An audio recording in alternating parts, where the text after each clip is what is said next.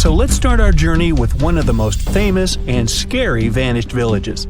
It's located in India, the district of Rajasthan. This is Kuldara village. Unlike other abandoned places, this one is difficult to get to because the locals won't want to take you there. People are afraid of this place and try to avoid it. You can't get a taxi and drop off near this spot. The driver will tell you where to go. You won't find any traces of civilization nearby. The village is located in a hot desert area, but when you get close to it, you'll feel an unpleasant chill down your back. You won't find any vegetation because of the heat. There are only ruins of buildings and sand-covered roads. It seems as if you're walking through the excavations of an ancient city. But Kuldara is not so old. It only vanished in 1825. Before this time, the village had been thriving. It was almost a town consisting of many small settlements united into communities. Residents were busy with agriculture there. Plus, they went mining and extracted valuable gypsum rocks and minerals. But suddenly, everything changed overnight. For some unknown reason, people abandoned their homes and ran away. No one knows why, and no one has ever seen the residents again. Locals living in the nearest areas are sure that this place is cursed, so they never come close to it. They think this is the center of power from the other world. Some people feel sick here, others claim to see phantoms, and still others experience irrational fear. But tourists like to go there. The simplest and least scary vision says that people left the village because of the lack of water. Still, this version seems weird. If there had been a lack of water, people would have planned the change of location instead of running away in a hurry. The second version is way more mystical. There's a legend that one cruel ruler collected large taxes from this community. He fell in love with the daughter of the Kuldara chief and threatened that he would collect higher taxes if the girl refused to marry him. He gave her 1 day to make a decision. None of the residents agreed with such a requirement. As a sign of solidarity, they decided to leave the village.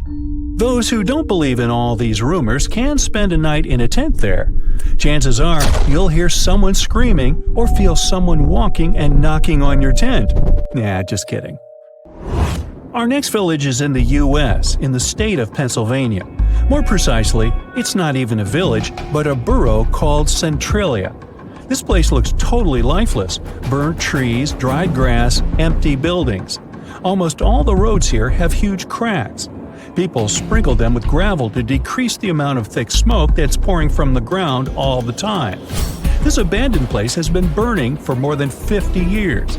No wonder this place reminds of something.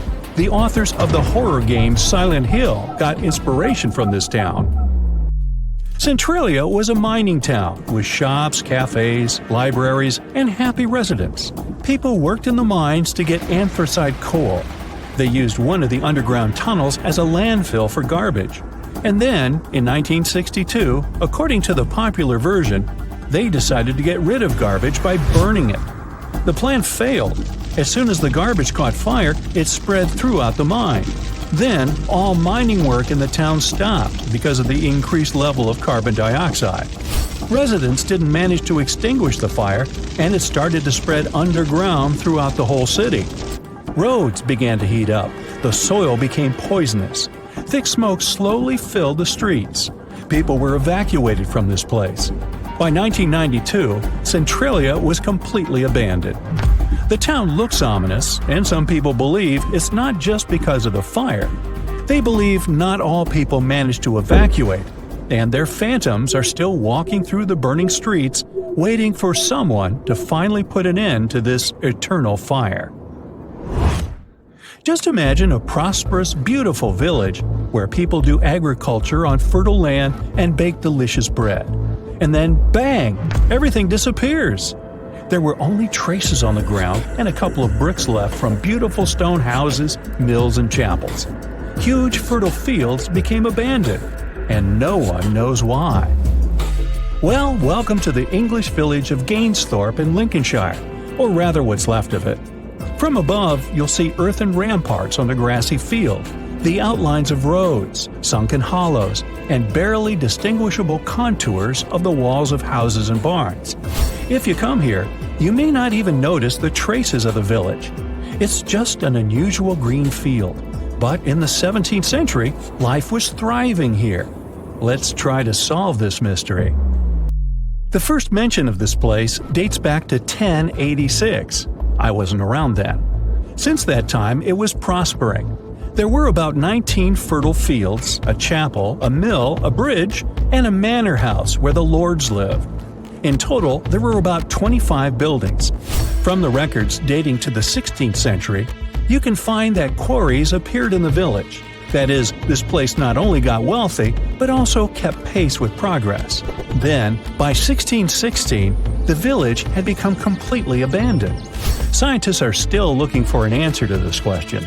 Some believe that something terrible and mystical happened to the village. One of the main hypotheses explaining what happened is the plague. Another version is that Gainsthorpe still couldn't catch up with progress. In the 17th century, there was a transition from rural to urban life. Industrialization had begun. Many young people left their native villages to search for a better life. Some believe that groups of robbers and thieves settled in the village. They turned Gainsthorpe into their base and eventually plundered it all. The exact reason is still unknown, but the good news is that, theoretically, the village can be returned. Specialists can reconstruct the ruins and recreate agriculture. The hardest part, though, is to find funding. A similar fate befell the small village of Achill Island in Ireland. About 40 simple houses made of clay and straw were located along the valley washed by Keem Bay. And it was just a fantastic place to live. Coast, mountains, crystal clear water, and rich soil. The village was founded in 1838. Now, there are several mounds of ground and small pieces of walls left of it. Locals living in neighboring settlements don't remember this village. Or maybe they know something, but don't want to say anything to anybody. Only travel writers described it in their diaries as a place of serene beauty. Now, many towns nearby still exist, but why did this one disappear? An inexplicable phenomenon that sweeps entire villages off the face of the earth? An unknown, mystical, scary force? If there is nothing fantastic about this village's disappearance, then why don't people build any new houses here? Perhaps they're afraid of something. So, the local archaeological school students decided to find the answer to this question. They started excavating the village in search of clues. They found out that some kind of trouble happened to this place in the middle of the 19th century, but it's not known exactly what. At that time, a terrible period of famine came. Perhaps people simply left their homeland to find food elsewhere. Anyway, work on excavation continues, and the students intend to uncover the truth. In the 20th century, more and more villages became abandoned all over the world. The main reason is the relocation of residents. Young people don't want to live away from the modern world, but older adults can't leave their native place, so they stay there as the last residents, and then, several years later, when they have bought the farm, so to speak, villages get abandoned. Another problem is access to medicine. In some places, people have to drive tens and hundreds of miles to the nearest doctor. But many villages are still thriving. Some towns receive more funding and have developed agricultural businesses. Besides, not everyone likes city life. Often city administrations specifically distribute free land to people in rural areas so that they can build houses there.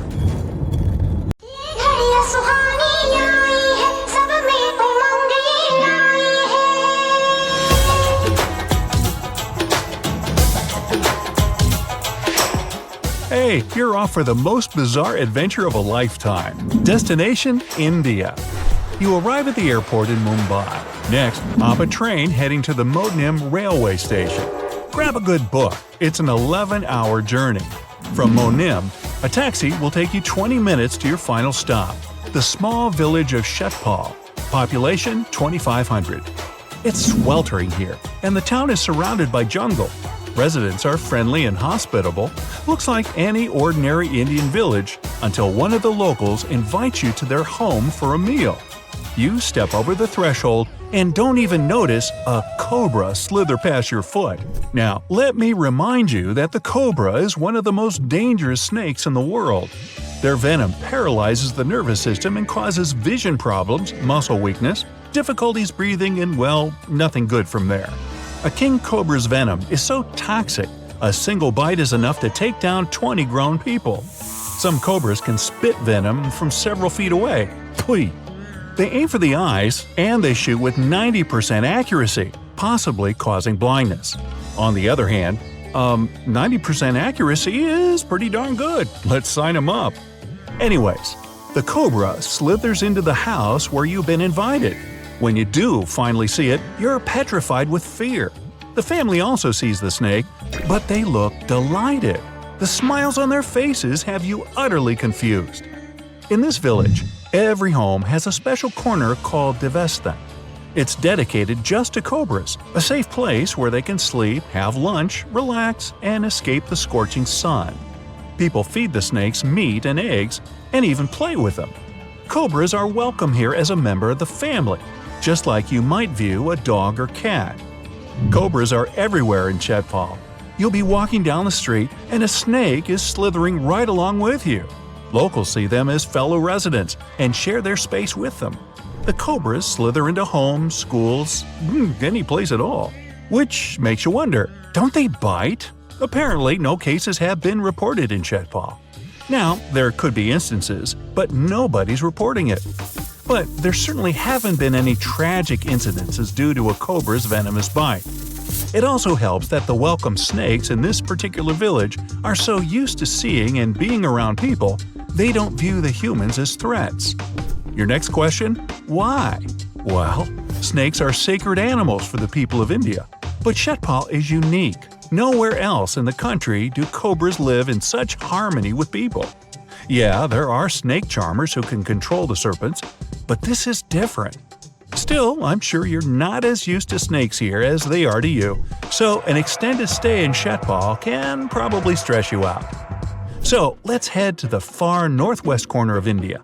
You take a cab to get to the town of Kuldara, but not all taxi drivers are willing to take you. You can't understand why so many are refusing. With some negotiation, you finally convince one of them to drive you there. The cabbie apprehensively stops outside the village and explains how to get there the rest of the way. When you finally reach the place, you see only ruined brick structures, scorching sun, and almost no vegetation. Kuldara looks like some ancient city recently excavated by archaeologists. And it really is ancient. The first buildings here were made around the 13th century. Residents grew crops, learned to extract water, and had excellent trading skills. It was rich in natural resources, valuable underground gypsum rocks and minerals. This place had been flourishing for centuries. But everything changed in 1825. One night, the locals just packed up everything they could carry and left their homes. The thriving city became abandoned in the blink of an eye. The mysterious thing is, no one knows why. According to one theory, the city's water supply had run dry. But that couldn't possibly force residents to flee their homes in the middle of the night. The most popular version says that a cruel local statesman fell in love with the city chief's daughter. The statesman threatened to raise the already outrageous high taxes if the girl refused to marry him. He gave her 1 day to make a decision. Concerned residents decided to support the girl and her father and secretly left their homes one night. Now this place is considered a center of bad energy. People believe the inhabitants cursed the village before they left so that no one could ever live there again. The locals are afraid of this place and try to avoid it. But it still attracts tourists. You just can't stay long after a brief walk through the abandoned city. Our next stop is the village of Shani Shingnapur. As soon as you arrive here, you immediately feel the local inhabitants' positive and kind mood. There are stores, cafes, schools, banks, nothing out of the ordinary for a small town. But the strangest thing about this village is that there are no locks. Some buildings don't even have doors or windows, including people's homes.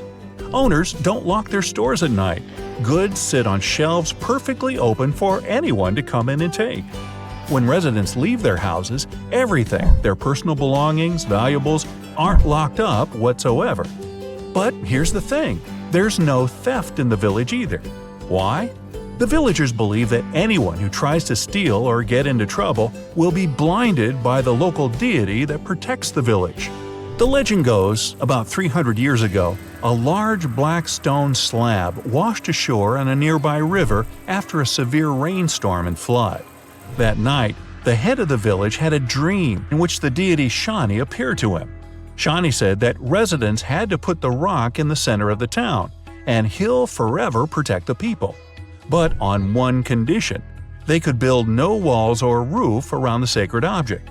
It should be out in the open for Shani to keep his watchful eye.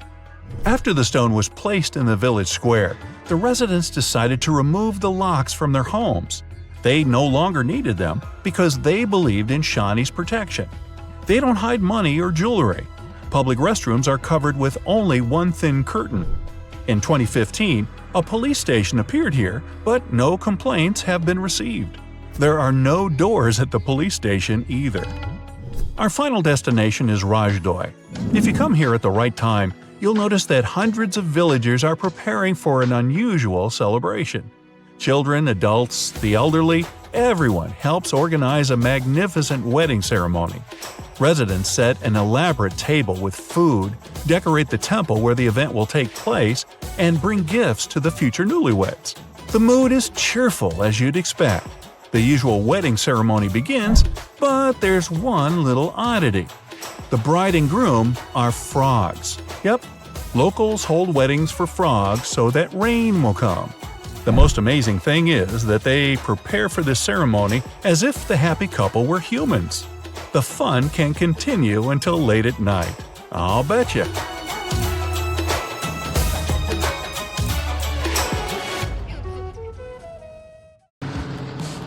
As you take your first step off the plane, an eager crowd of emperor penguins surrounds you, pushing and shoving, all wanting your autograph. No, wait, it's worse. You're hit with a chill like you've never felt before. Even though you're equipped with over 20 pounds of gear, the icy wind still finds you. The blinding sunlight obscures your view, but it doesn't help you to warm up at all. Yep, this is your first day at the South Pole, and it wasn't easy to get here. You meet your coordinator, ready to begin your new life in the most remote place in the entire world. Grabbing your luggage from the plane, you look around at your companions. You all went through the same rigorous physical and psychological testing to prepare you for this uniquely challenging environment. The program had to make sure that you all had what it takes to handle months of isolation, freezing temperatures, and unfamiliar night cycles. The South Pole only has a single sunset and sunrise across an entire year. This isn't even mentioning the physical tests you had to pass. Researchers need a clean bill of health when they set off because there's usually only one doctor on the base. You hesitate at first, seeing nothing before you but an endless icy desert. But it isn't long before you notice a large building in the distance. This is the Amundsen Scott South Pole Station. After a long walk through the deep snow, you reach it. One step through the doors and you immediately stop shivering. It's so warm that everyone is walking around in t-shirts. You almost forget that you are in the coldest place on the planet. It surprises you to see how many people come to greet you. And they're not penguins. These researchers are stationed for the entire summer, studying things in the South Pole's extreme climates. You're officially welcome with an introductory slideshow in the conference room. The basic ground rules can help you in case things go, south. Everything is organized from provisions to waste management. The station recycles everything it can, even different kinds of batteries. Anything that can't be recycled is sent on a voyage all the way across the ocean to a dump in America. Once you're finished, the coordinator escorts you to your dorm, the place you'll call home for the duration of your stay. You're excited to tell your family and friends how amazing it is at the South Pole, and luckily, the station comes equipped with internet access. As soon as you open up YouTube and click on a video, though, you're greeted with a buffering sign. The lack of satellites over Antarctica means you'll need to get used to slow internet for a while. From your window, you can see the snowscape spreading out before you. Unlike the area around the coast of the continent, the South Pole is completely devoid of life. No plants or animals are able to brave the conditions this far inland. Other than the occasional bird blown off course by the wind, the entire area is just a deserted sea of ice. The Amundsen-Scott South Pole Station stands alone in this desert. The base camp needs all kinds of people so it can survive in the unique environment. Cooks, plumbers, electricians, medics, and other staff are all required to keep things working, so the scientists can do their research. You might be surprised at how nice the living conditions are for all these workers. Sure, you'd find the usual research facilities and the laboratories, but there are also many rooms set aside for fun activities. The base has its own basketball court, where different departments can regularly compete. There are even whole rooms set aside for music and arts. Most importantly, there's a dentist who can make sure your teeth aren't damaged from all that chattering. Let's not forget the cafeteria that serves dishes from all over the world. Craving a delicious green salad? Then you head down to the internal greenhouse to pick some fresh fruits and veggies. You'll find tomatoes, avocados, lettuce, and even tropical fruits. The greenhouse might also be the most humid place on the entire continent. Amazingly, it's so effective that it can produce around 20 pounds of goodies per week. There won't be any water shortages either. The base is planted on an almost infinite supply of fresh water. The crews simply feed Antarctic ice into their specially designed generators that melt and filter it into clean drinking water. The next time you feel like complaining about your neighborhood, remember that some folks live inside a volcano crater. You can see their village on Google Maps when you look at the most beautiful island of Madagascar. There's an almost perfectly round dark spot on the map. Roads are running on both sides of it, but don't cross it. When you zoom in enough, you'll see a village with houses sitting in the middle of a crater. The nearest marked town is 5 miles away from it. You could think it's some tribe that's lived there for centuries and wouldn't move no matter what. But as you look at the maps from previous years, you can see it's not shrinking, but growing. The first houses appeared here in 2008. So, why would someone living in the 21st century willingly relocate to such a well-hidden and isolated location? This question was bothering the team of Vox, an American news website. They decided to solve the mystery with zero data available on the unusual village. The first logical step was to find someone local and just ask them about what was going on behind the crater walls. It was tricky from the start, as some places marked on Google around the area turned out to be fake and inspired by manga. The real places didn't have any contact information. Then, they reached out to an organization that had some pictures on Instagram posted from the nearest town. They responded, but it didn't help at all as they had never been near the mountain in question. So, the journalists decided to try and reach out to experts in agriculture and biogeography work who might have connections in the region. It was obvious at that point that a simple Google search or a couple of messages wouldn't help. So, they decided to ask someone based in Madagascar to go and see the place. The mystery chasers got in touch with the head of a local video production company. She was surprised that someone would live in that area because of earthquakes, but agreed to get a crew and travel around 85 miles from the capital of Madagascar to the village. They set the expedition date for January, in the middle of the rainy season. The closer they got to the location, the worse the roads became. At some point, they had to change from the car to motorbikes and finally walk to their destination for an hour. A storm interrupted their plans. They had to go back before it would become impossible to pass on the slippery terrain. For safety reasons, they decided to postpone their expedition until the end of the rainy season in May. In the 4 months between the two expeditions, the Vox team decided to learn more about the mysterious location.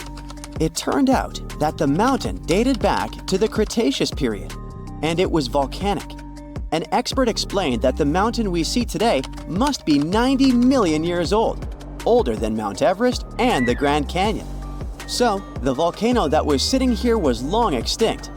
The massif surrounding the crater is a huge alkaline ring complex. It was once a thriving village because of its elevated position and access to fresh water. The soil here is really fertile thanks to the alkaline chemicals in it. As the rainy season was over, the local crew was ready for another attempt to solve the mystery of the village inside the crater. This time, the weather and the roads were perfect. But there was a new problem. As they reached the village, the locals weren't too thrilled to see them. Finally, the leader of the Big Island Village, that's how its name translates, agreed to show them around. It turned out there were about 50 houses in the village and 300 people, all belonging to the Betsilio ethnic group. When their hometown became overcrowded, they knew it was time to look for a new home. One of the village elders knew this could be the new location. He traded cattle in the area and remembered this wide-open, empty space. So they traveled around 240 miles from their old home to their new crater village. They grow cash crops, mostly lemons and oranges, and sell them at the markets in neighboring cities. Transporting goods is challenging because the roads leading to and around the village aren't in the best condition. The volcanic mountain witnessed the separation of Madagascar from India around 88 million years ago. Ever since, the island has been isolated from the rest of the world, and the result of this loneliness is a unique flora and fauna. There are 40 species of lemurs you won't find anywhere else on Earth. All hail King Julian, if you know what I mean. Plus, there are about 800 species of butterflies. 92% of Madagascar's mammals, 89% of its plant life, and 95% of its reptiles can only be found here. So, if you want to meet creatures like the giraffe weevil, the panther chameleon, the tomato frog, the adorable predator fossa, cute lemurs like the sifaka or the indri, and many other cool animals, you have to travel here. Scientists have 3 major theories on how the beautiful diversity of land animals made it to the island. First up, some species might have been chilling on Madagascar before it even became an island. Second theory, they swam or rafted their way from mainland Africa when the currents were feeling generous. Lastly, there's the land bridge idea. The problem is that there is hardly any fossil record in Madagascar between the time of the dinosaurs and about 2,000 years ago. In a new study, researchers compared the genes of modern-day Madagascar species with their mainland African relatives, trying to figure out when each animal's ancestors hitched a ride to the island. It turned out that some species in Madagascar have been there for over 80 million years and have seen the island split from the Indian subcontinent. It means that creatures like the big-headed turtle survived the dinosaur extinction event 66 million years ago.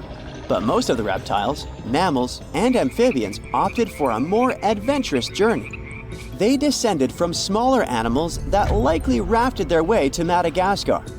Lemurs, for example, probably had tiny ancestors, like the mouse lemurs. Tortoises might have just floated across the Mozambique Channel without needing a raft to get to their destination. The first humans settled here just around 1,300 years ago. The island's name is still a bit of a linguistic mystery. Legend has it that Marco Polo, the famous Venetian merchant, gave it the name after getting his geography a bit mixed up. He confused it with the kingdom of Mogadishu in East Africa, did some mispronunciation, and voila, Madagascar was born. Despite the uncertainty in its name's origin, language and culture point straight to Indonesia. Some scholars argue that the first settlers came here straight from Indonesia, with African influences sprinkled in later through migration. Others think it was a mix of several voyages along the coasts of India, the Arabian Peninsula, and Africa, creating a diverse melting pot. Most people on the island speak Malagasy, the national language, which is based on the Latin alphabet. French is also widely spoken and is officially recognized. If you're using vanilla on a regular basis, chances are that it comes from Madagascar. The island supplies around 80% of the world's natural vanilla, and it makes 25% of the country's exports. They also sell clothing and textiles, cloves, fish and shellfish, and various food products overseas. They use most of the land to let their cattle wander and enjoy the juicy green grass. Some of the oldest villages used to be built on hilltops surrounded by huge ditches for defense. But later, they've been rebuilt on lower grounds. It's more handy to do agriculture down there. These people can spend more than 5 hours a day underwater. And this must be the closest thing we have to actual mermaids. Meet the Bajau tribe from Indonesia, Malaysia, and the Philippines. This tribe developed an extraordinary mutation which helps them to almost live in the sea. Known as the nomads of the sea, they've been living near the waters of the Sulu Sea by the Philippines for nearly 1,000 years. Looks like Moana's got competition. Look at their houses. They're built on stilts, and there's a reason for it. These are the traditional lancha houseboats, which are great for getting to the water as often as possible. These little huts can fit a family of 5 and sometimes a community with up to 30 roommates. They're super easy to build. One hut can be completed in only 3 weeks. This also allows the Bajau to move freely across the seas. Since they lived in such a watery climate for generations, thriving on spearfishing and collecting shellfish, they started getting unusual mutations. You're probably thinking about superpowered lungs. But no. They actually developed bigger spleens than the rest of the world. It's 1.5 the size of a normal human. Why is it important? Because the spleen helps store oxygenated red blood cells. So having a bigger one is like having a natural scuba tank. This adaptation is similar to what happens in deep diving seals, which also have large spleens. Scientists found that they have a special gene called PDE10A that's responsible for this. Bajau can hold their breath for about 10 minutes. For comparison, a regular human can do that for about 30 to 90 seconds. And the world record is 24 minutes and 37 seconds. They also spend up to 60% of their day underwater. And you'll never guess what diets they have. Of course, they eat a variety of sea creatures, especially lobsters, snails, and sea cucumbers, which are known for being very nutritional and even medicinal. They build their boats themselves, fish using traditional methods, and trade their surplus catch with the mainlanders for essential supplies. They also use this money to buy cassava and prepare their cultural dish called cassava panggikayu.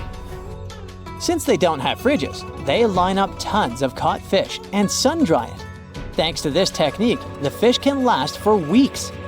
People from this tribe are yet to develop gills and scales, but they have their underwater quirks. When they hold their breath and dive, their bodies go into a special mode where their heart rate slows down and their spleen squeezes out extra oxygen into their bloodstream. Usually, Bajau uses traditional wooden goggles and weighted belts. They also have incredible free-diving skills. They've conquered depths of over 230 feet. They start learning how to swim at about 8 years of age, or even younger. At the same time, they learn to hunt and survive in general. The Bajau people also make their own sunscreen. It's an everyday sunscreen called Borak Buas. It's mostly based on turmeric and rice powder, and women use it to protect their skin from the strong sun rays. It's a simple and cheap way to protect beauty, so it's especially popular among unmarried Bajau women who want to attract a potential spouse. But it's not all smooth sailing. In the 1950s, the Malaysian government put the Bajau in a pretty difficult legal position. After living for centuries as unrestricted nomads, now they have to carefully navigate its journeys across national borders and bureaucratic hurdles.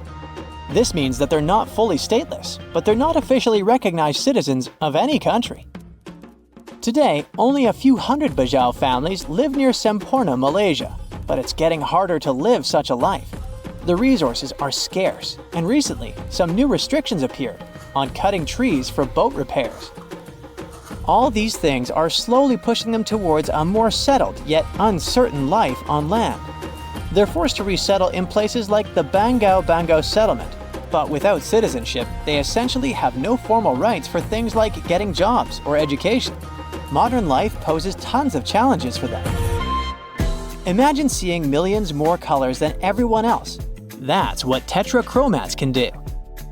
Tetrachromacy is a condition where someone has an extra type of cell in the back of their eye. This allows them to see a broader range of colors. If an average healthy person sees about 10 million, then tetrachromats might see 100 million. The extra cone enhances their ability to differentiate between subtle shades that others might not notice. This mutation requires 2 X chromosomes, so it actually happens to women. And it's not like this is a super rare thing either. The study says that about 12% of women possess this unique condition, and that's a huge number. Most tetrachromats don't even know they have this super vision. They might not realize they're seeing more colors than an average person. This makes spotting tetrachromats and studying them kinda tricky.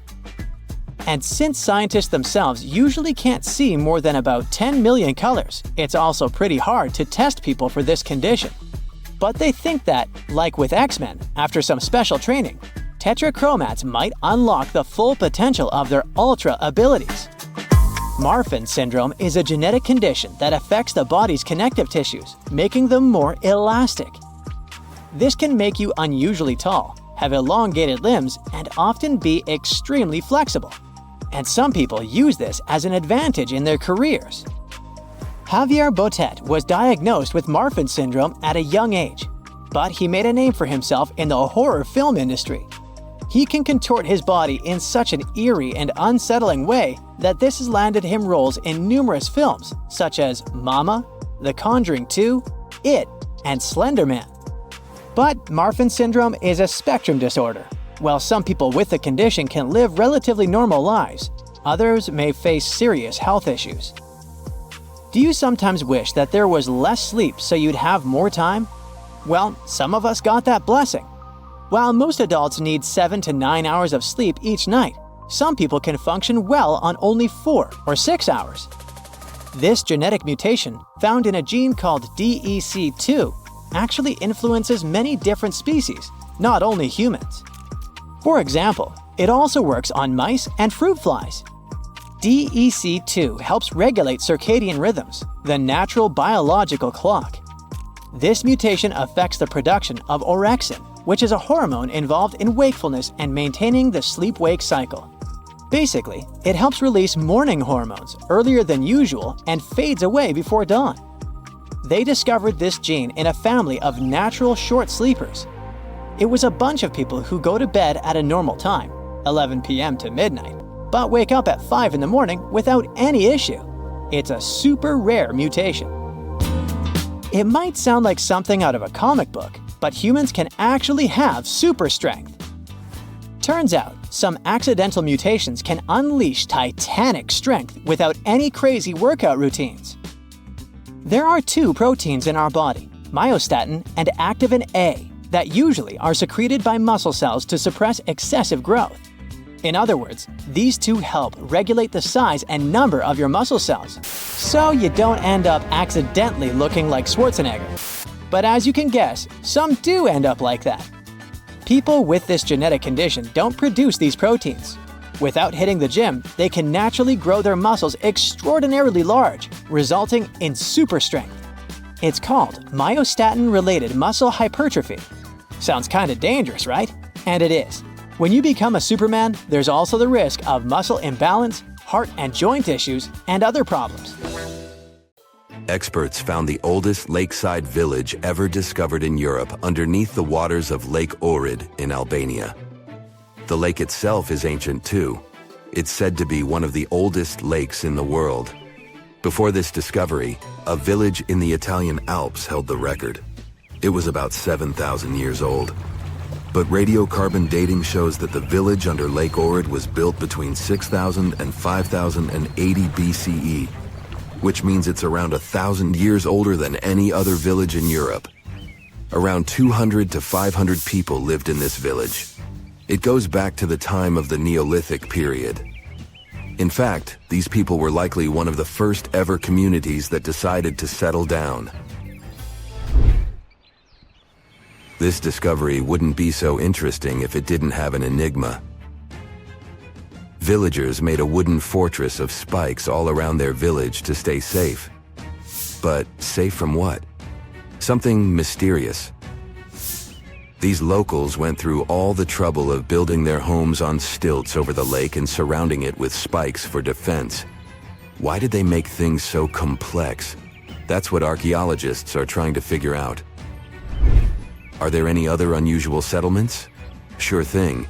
For example, Göbekli Tepe. This place takes us back to the very beginning of permanent settlements. It also makes us question everything we thought we knew about how organized societies started. It seems like the fellas who lived there were into something pretty special, like rituals or hanging out together as a community. Around 11,000 years ago, ancient humans carved huge blocks of limestone and somehow managed to drag them to the other side of the mound. These blocks were like canvases painted with images of animals and people. They were placed in circles. Underneath these stones, you'll find the same massive pillars as the ones from the other side of the mound. Around 250 of these pillars hang out on the surface, and researchers also found around 60 of them during the dig. These are like messages from the past, telling us about people who once lived here and the stuff they were up to. These findings challenge traditional timelines and interpretations of early human society. While Göbekli Tepe has gained popularity among tourists, there's another site nearby, Karahan Tepe. It remains lesser known, but equally significant. Both sites challenge the belief that animal farming led to settled life. In fact, it appears people became sedentary first, and then they started animal domestication. They also question the traditional idea that organized societies followed the development of agriculture. These ancient sites suggest that organized communities existed before agriculture, possibly with cultic or communal rituals. These structures suggest complex, multi-purpose functions rather than just religious ones. People gathered in these places for discussion and storytelling, fostering a collective identity. These buildings might mark the beginnings of a cohesive community, showing the emergence of horizontal hierarchies and knowledge sharing. Let's move to the other side of the world. Mexico's 1,500-year-old unknown pyramids are worth talking about. These pyramids have stood strong for all these centuries, all thanks to a secret ingredient from the prickly pear cactus. With its help, indigenous builders crafted these ancient marvels. Gray volcanic rock pyramids rise like a mini mountain range. As we get closer, it becomes clear that skilled hands etched identical steps into the hard rock, forming a staircase of the largest pyramid. The two smaller pyramids, called the House of the Wind and the House of the Longest Night, share the same human touch. Legend has it that these structures hid treasures. But it wasn't until Mexican archaeologists started digging there in the early 2000s that the secrets began to unravel. The House of the 13 Heavens was built around 540 BCE to keep track of time. After all, it wasn't so easy for ancient people to keep track of dates in the days before clocks and calendars. Instead, they looked at the skies and celestial objects. Think of the pyramid as their own cosmic calendar. Its corners matched up with solstices and important dates for planting and harvesting. When you stand on the steps these days, the sun lines up perfectly with the corresponding corner. But these pyramids aren't just about telling time. Quiroz and Zapata, archaeologists on a mission, are trying to piece together the clues. They've recovered a few artifacts, and that's how they've learned that the ancient builders used the sticky substance from prickly pear cactus leaves to hold their creations together. This ancient technique is still used by some indigenous people today. One surprise after another. The House of the 13 Heavens reveals a skeleton older than the pyramid itself, nearly a millennium older. This means that people carried this body with them for 950 years. It's another mystery. The next stop is Duna de Bologna. It's a Spanish sand dune hiding Roman ruins. This sand pile is near the edge of Europe, reaching out toward North Africa.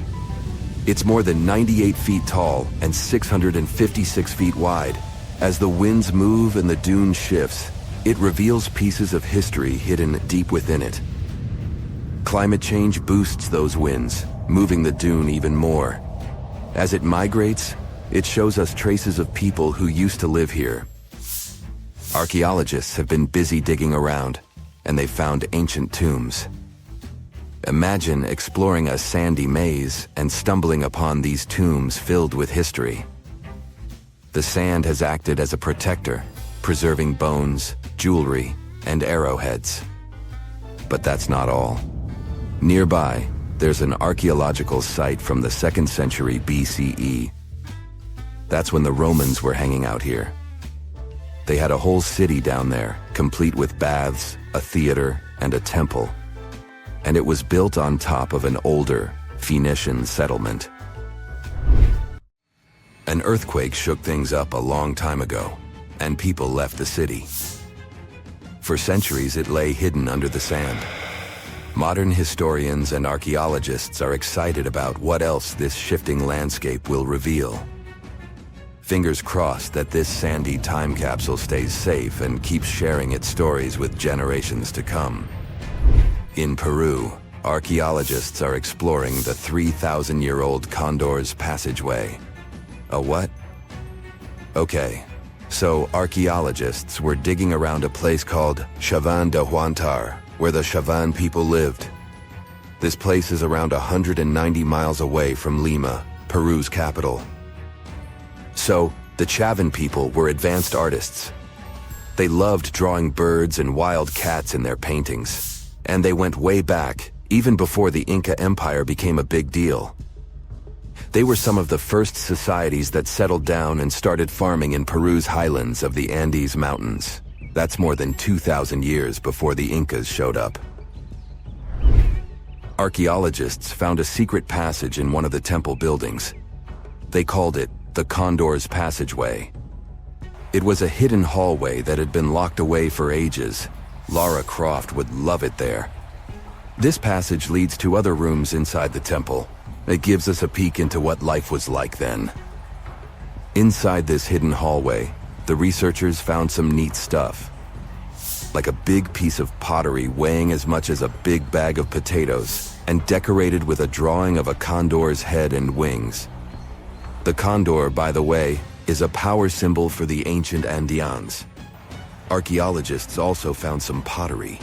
All of this stuff was discovered in May 2022 when the entrance to the hidden passage was finally opened. Pretty new. The temple complex where they found these ancient items has other structures, like terraces. And there's still more to uncover. The tricky thing is going forward in these hidden passages. The archaeologists had to send in cameras mounted on robots to explore them first. They didn't want to risk messing up the ancient building or, getting stuck in there. Let's wait and see what else they'll uncover. An hour after people disappear, most urban areas will be left empty and quiet. Perhaps the sound of wind, falling leaves, or other natural sounds previously drowned out by city noise and traffic will be heard. The subways of many cities are protected from groundwater by a system of pumps. If there are no people to monitor such systems, most subways will flood within 36 hours. Due to malfunctions, sewage treatment plants will stop working, leading to pollution of rivers and lakes with wastewater. The water pipes in Detroit will become unusable, leading to the flooding of the city. Food in refrigerators will spoil. Raccoons and wolves will inhabit abandoned human homes. Major airports will be covered in rust and overgrown with ivy. Cruise ships in Alaska will sink under the weight of ice that accumulates on them. Lions from the San Diego Zoo will gradually escape, emboldened by the power outage of the electric fence around their enclosures. More and more black cats will appear on the streets of Rome and the Vatican. Rats and mice will consume all edible reserves and leave the cities. Plants will begin to grow in cracks in streets, highways, sidewalks, and buildings. more and more animals will notice the absence of people and flock to the cities. International Space Station will gradually decrease. Since no one will correct its orbit, the station will eventually fall to Earth and burn up. Along with it, digitized samples of human DNA will perish. A large part of the city's territory will be covered with a vegetation of lianas, grasses, and tree seedlings. The Red Square in Moscow will have a layer of soil and thick grasses growing, making the square completely green. Despite high levels of radiation, animal populations are increasing in abandoned areas. Plants have grown in many houses and buildings. Seawater will flood cities that were once drained by artificial drainage systems, such as London and Amsterdam. Satellites will begin to fall to Earth. Since no one maintained their speed of movement, they slowly approached Earth and eventually fell to the planet's surface. Wolves now roam freely around the Brandenburg Gate in Berlin, and wild boars will be seen in Paris. Human speech will be preserved in rare words that parrots have memorized during their years of living with humans. Snakes will not only reproduce at incredible rates, but also grow much larger in size. Their main prey will be rodents that have multiplied in the first years after humans disappeared. Many human-made structures will collapse within 100 years, primarily those with a large number of steel elements. Fruit Christmas cakes, thanks to their alcohol coating, will not only retain their appearance but also freshness. Most buildings will be overtaken by plants and animals, and the city will resemble more of a wild nature landscape. The period of nuclear fuel decay will come to an end, and as a result, dead zones around the ruins of nuclear power plants will once again become habitable. The last parrots that spoke human language may go extinct since they memorized human speech, but it is simply not necessary for their survival in the wild. All modern carriers of information that preserve human culture, laser discs, photographic film, paper, and the like, will turn to dust. Rebar inside concrete buildings, which are more durable than steel ones, will expand 3 times due to rust, causing the destruction of concrete structures. Most modern cities will be covered by a green blanket, and collapsed skyscrapers and buildings will become new hills. Manhattan will return to its former state before human settlement, with numerous streams and lakes. There will be almost no evidence of the existence of human civilization. Only powerful stone buildings that rely solely on the force of gravity will survive, such as Notre Dame de Paris. Of the products that existed during human civilization, only honey, especially in clay pots, and oil in wooden barrels, will be well preserved. Only a few stone structures will survive, including the pyramids in Giza and the Sphinx, almost entirely buried in the sands of the desert, and fragments of the Great Wall of China. By this time, a new ice age will begin on Earth. It is expected that the KEO satellite will enter the atmosphere by this time. Various pieces of space debris will collide with it during its descent, but this will not destroy the satellite. Eventually, it will fall into the waters of the world ocean.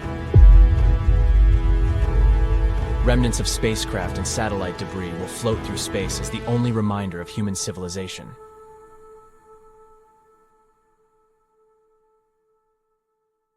You're entering the territory of an amazing but abandoned wildlife park. The animal cages are overgrown with grass. Small houses have been left for a long time, and cobwebs and mold are everywhere. You walk into a dark building and see a green glow ahead. You approach and realize it's a large water tank. There's old green water in it, but you're attracted by the silhouette of a huge fish inside. You've just found a great white shark. Its body is in a formaldehyde solution, keeping it almost perfectly preserved. In 2012, Wildlife Wonderland in Australia ceased its operations. All the animals were moved from there, but the shark was forgotten. In 2018, urban explorer Luke McPherson visited this abandoned place and posted a video of the embalmed shark. The video got millions of views, and the shark got a name, Rosie. Since then, the park has attracted many tourists. Unfortunately, vandals were among them. The fish tank was damaged and graffiti was painted on it. People demanded to save the unusual find, and a few months later, when the shark tank was almost destroyed, it was moved to another working exhibition center. There, they restored the tank and renewed the liquid in it so the shark could retain its appearance. The next abandoned place is much scarier. Probably because of this, it attracts lots of visitors. We're in the Czech Republic, in the small village of Lukova. It's very beautiful here, with small houses, cozy streets, and rich nature. Among the trees, you suddenly notice the silhouette of an old chapel. Before you go inside, you realize it's completely abandoned. You see old bricks with faded paint on the walls and a rusting metal roof. It looks a little creepy. You make a step inside. If some travelers discovered this place at night, they would run away screaming from what they saw inside. There are patrons in the chapel. Most of them are sitting on benches, and some are standing. They don't move because they are plaster statues. But the most terrifying thing is that each statue is covered with a white sheet. In 1968, the chapel roof began to rot. Eventually, it collapsed and residents stopped coming here. In 2014, an artist made some plaster statues and placed them here to make it seem as if the building was haunted. This installation attracts tourists from all over the world, which helps gather the money to restore the chapel. We're in the US now, driving along Vashon Highway. There's a dense forest on both sides of the road. You get to the bus stop and get out of the car. To see the strange find you've heard about, you need to go into the forest. You wade through bushes, mud, trees, and there you are. At first, you see nothing special, but then you look up. There's a rusty red bicycle, literally inside a tree. It's become a part of the forest. The wheels and handlebars stick out, and everything else is inside the trunk. It turns out that in 1954, a local boy was given a bicycle, but he was not very happy with his gift. The tires were very thin and hard, and the handlebar looked like it came from a child's tricycle.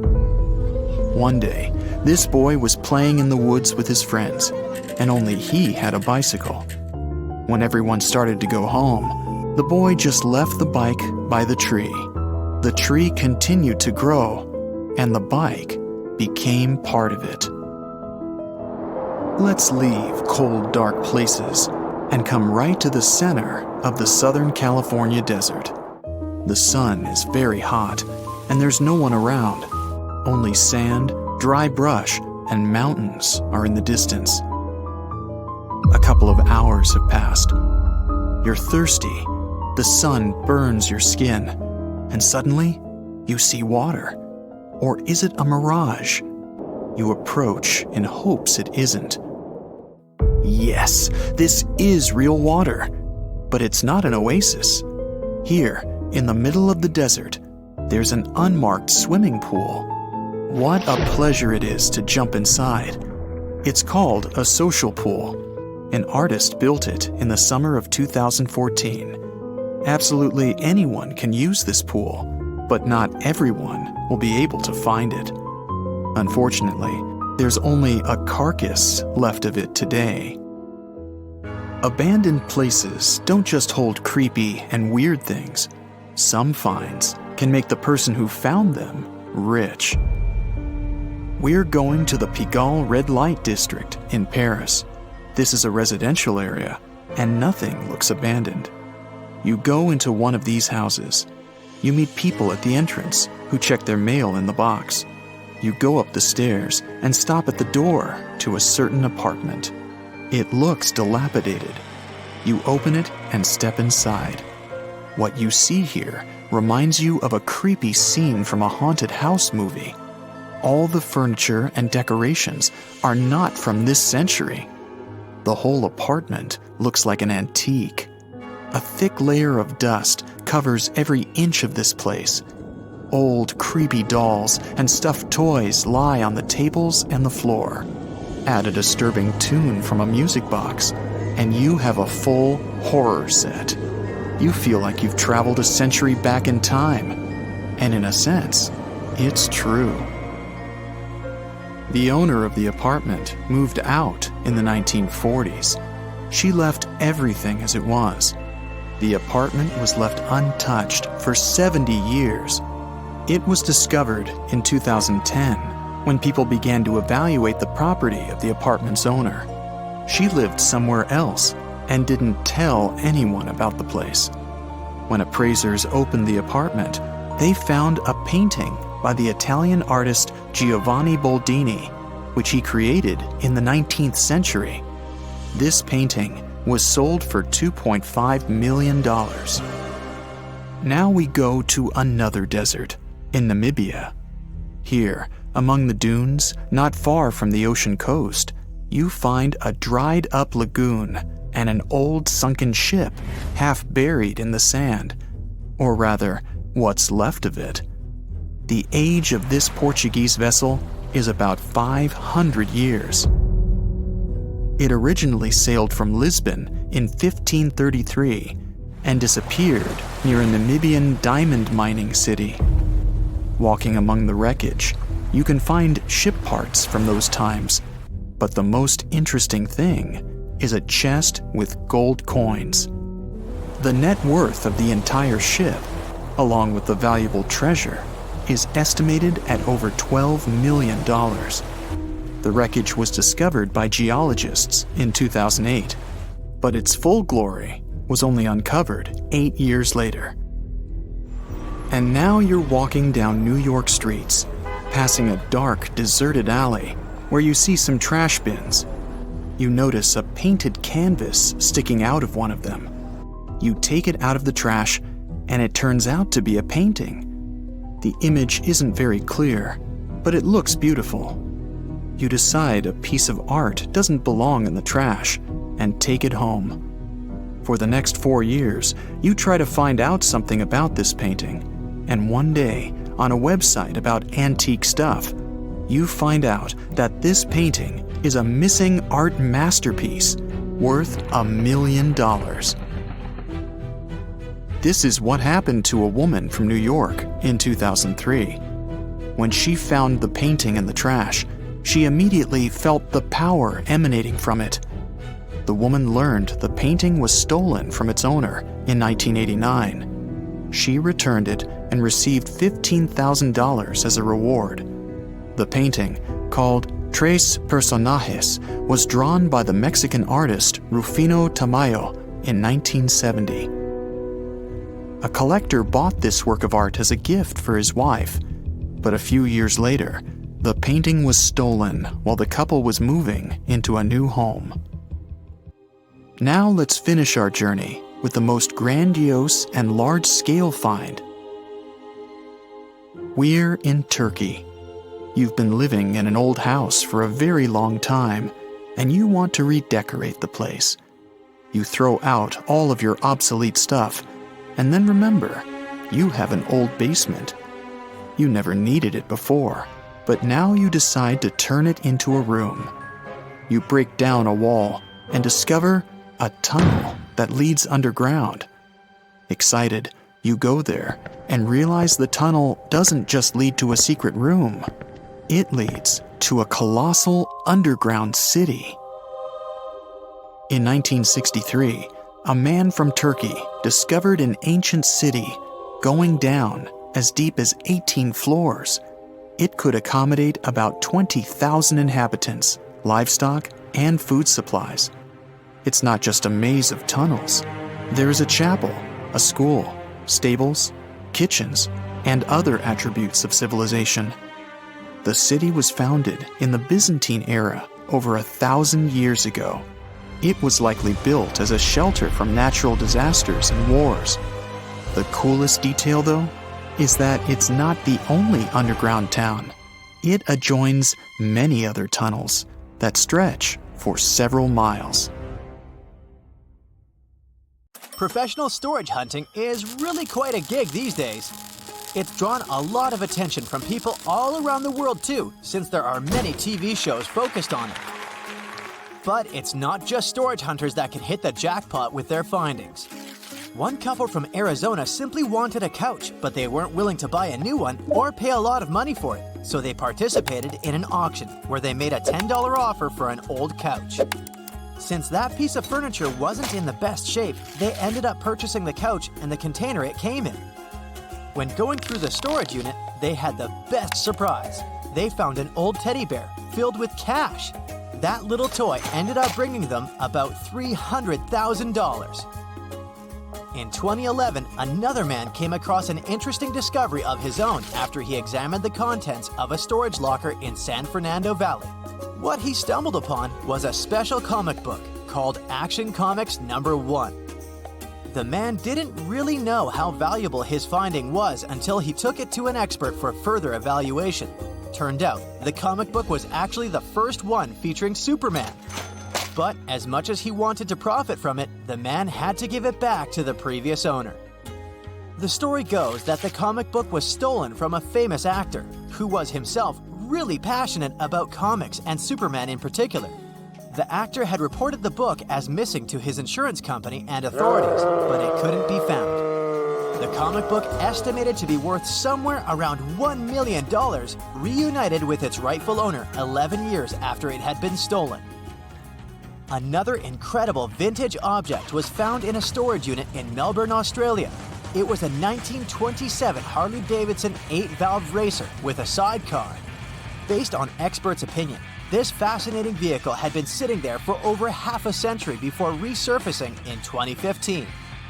It went for sale pretty soon afterwards and was purchased for a whopping $470,000.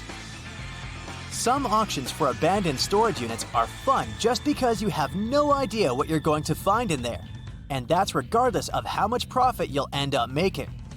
It's the story of a couple from Long Island that spent only $100 on the best thing they'd ever purchased. Hidden inside their mystery unit was a custom 1976 Lotus Esprit Sport.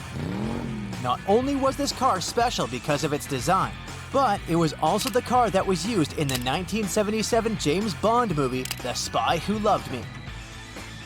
At first, the couple had no idea the car was a famous one, so they just looked at how they could fix it so they could continue using it. I mean, it did look pretty cool. After they took it to a repair shop, they found out that there was something special about the vehicle. Soon enough, they discovered where it came from and ended up selling it at an auction in 2013. The price? A mind-boggling $997,000. Another person from Southern California found something incredible in an abandoned storage unit back in 2017. His locker ended up filled with vintage videos, game hardware, and game cartridges. After he took them for evaluation, he found out that his findings were worth over $50,000. In 2010, another person paid just $275 for a large storage unit that seemed to be filled with simple salon supplies. But after looking closely, the person discovered a hidden object that ended up being worth a lot. A 1928 Marshall & Wendell Salesman piano. After further evaluation, the price of the musical instrument was estimated somewhere between $10,000 and $12,000. Space technology and a forgotten storage unit? This unit was auctioned off in Florida. After inspecting it, the owner realized it contained a NASA rocket and a countdown clock. Apparently, those were put into storage after the program they were supposed to be used in had been discontinued. The finding became so famous that it even made it on TV. Fans of famous singers may get some surprises in abandoned storage units too. Here's a story about a unit containing Aretha Franklin's personal belongings.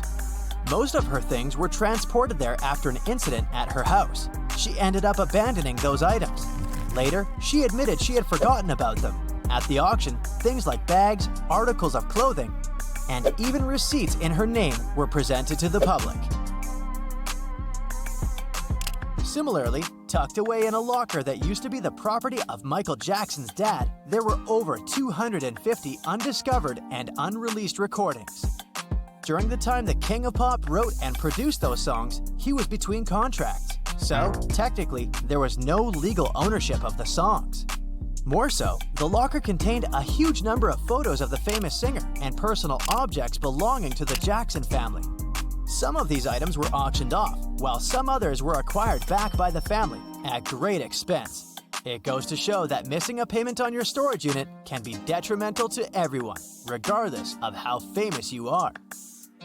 Not every item found in storage units is inanimate. As weird as that may sound, one story has it that a man kept stumbling upon a cat while regularly visiting his storage unit. He couldn't really figure out how she got in there and why she kept coming back to visit, so he decided to take her home. Never thought you'd find a furry new friend in a storage unit, right? Other storage locker stories are less fortunate, like this one that happened in 2011, when a man thought he would hit the jackpot pretty easily if he could steal some valuables from an abandoned locker. But as he was filling his bags with the stuff he'd managed to get his hands on, a security guard saw that the door to the particular locker was open. Since he didn't hear any noise coming from inside, the guard decided to simply close the door. He thought that the owner had mistakenly left it open. Needless to say, the thief got stuck inside and was eventually caught and handed over to the police after he tried to escape. Keeping items in storage units may seem like a great idea when you need some space in your house but don't want to get rid of them just yet. However, you do need to know that there are a couple of rules you need to follow, because not every item is safe or legal to keep in storage. Take vehicles, for instance. In the US, most storage room suppliers only accept them if they're fully registered, insured, and in operable condition. And this doesn't just apply to cars. I'm also talking about trailers, boats, and even trucks. So you need to be prepared to offer all sorts of supporting documentation before you can move such an item into a storage facility. For obvious reasons, perishable items are a no-go. It includes food that needs to be refrigerated, food that is not kept in airtight containers, and even dry pet food in some cases. Most companies that offer storage space stay away from such items because they can attract bugs and rodents, or might encourage bacteria and mold to develop inside. You might think canned food is a no-go, but in most places, it's not allowed either. That's because the standard storage unit does not have a specific way in which you can control the temperature inside, and some food cans can burst in high heat environments. Plants aren't allowed in storage containers either. Not only do they need sunlight to thrive, but they can be a source of bugs and pests too. More so, some plants can cause weird smells if not treated properly. So it's best if you plant them outside or give them away if you can't fit them inside your house anymore.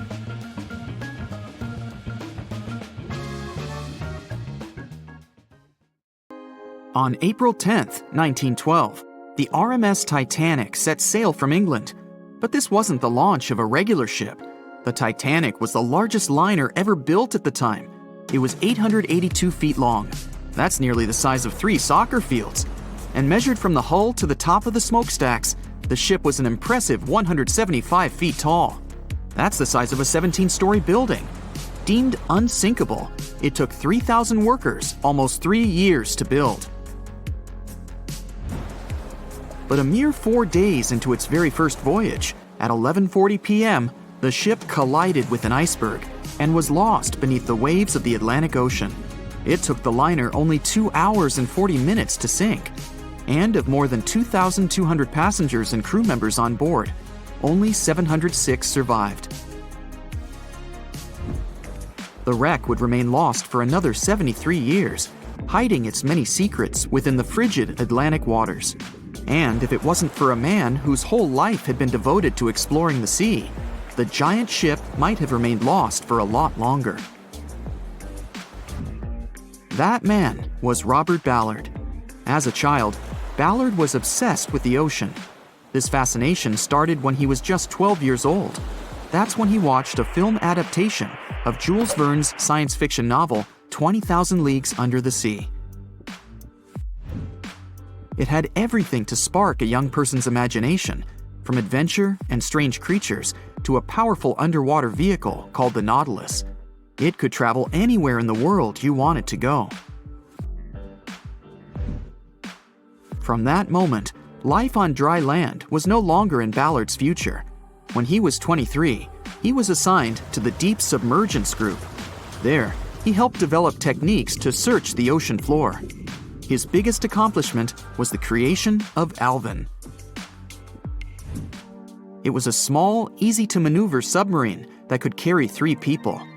It also featured an external mechanical arm designed to gather underwater samples while the crew remained safe and dry inside. Alvin the submarine quickly proved useful for a variety of tasks. For example, once it was used to track down an aircraft that had crashed into the sea. But the vessel experienced a series of setbacks. In one case, it was attacked by a swordfish, which caused the submarine to resurface quickly. The swordfish, still stuck in the outer skin of the submarine, became that night's dinner. And in October 1968, the submarine was being lowered into the water when the cables holding it snapped, sending it careening into the ocean along with 3 crew members on board. And because the small vessel was still open, it immediately filled with water and quickly began to sink. Luckily, the crew managed to escape, but Alvin was gone. Bad weather hampered multiple attempts to recover the vessel. It wasn't until the following year that it was finally returned to the surface. In time, Alvin would be improved. Its hull would be strengthened by titanium, giving it a higher depth rating, thus making it even better suited for ocean exploration. The specialized submarine would come in handy in many of Ballard's 100-plus expeditions. The man was one of the first to explore an underwater mountain chain called the Mid-Atlantic Ridge in the Atlantic Ocean.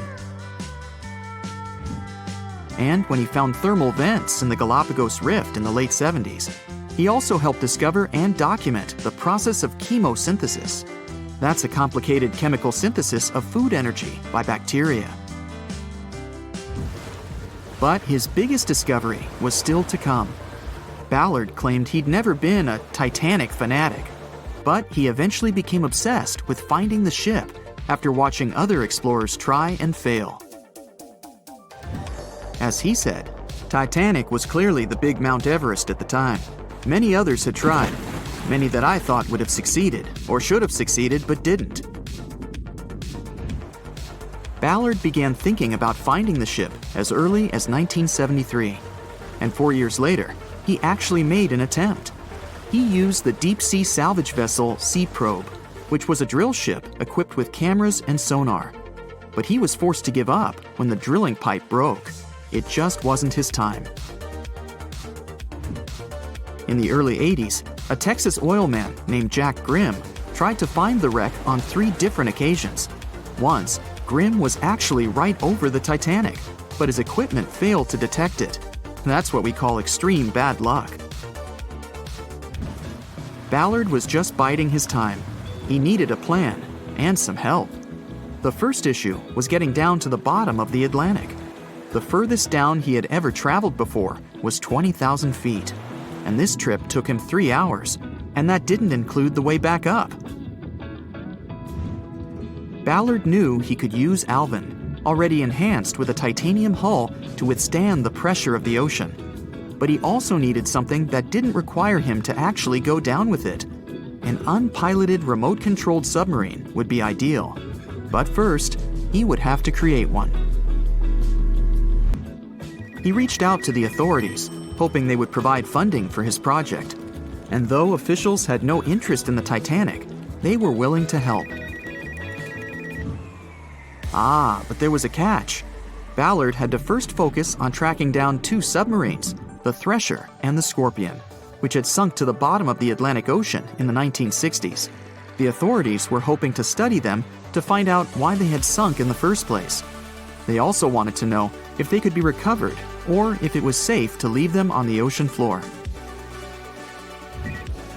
Only when he had successfully completed this task would he be free to use any remaining time on his contract to find the Titanic. With no other options for funding, Ballard took the offer.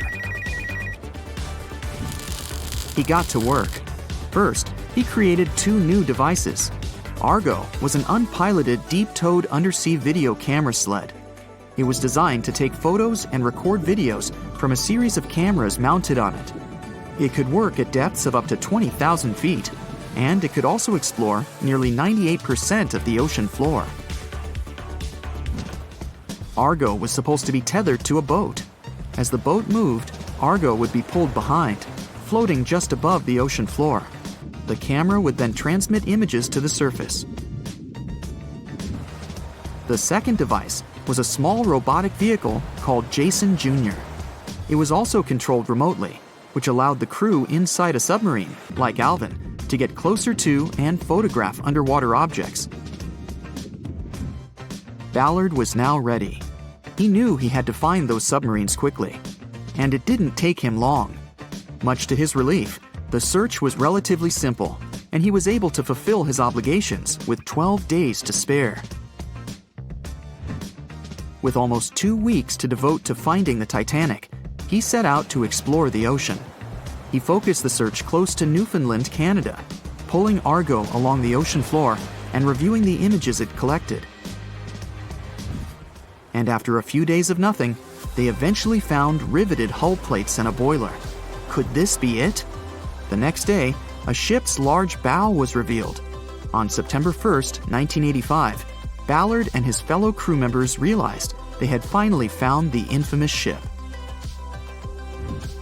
The discovery resulted in a mix of emotions. Ballard was excited to be the first to find the Titanic's final resting place, but he was also overwhelmed by the sense of grief for those who had suffered when the ship had gone down. Over the next 4 days, the crew explored the wreck.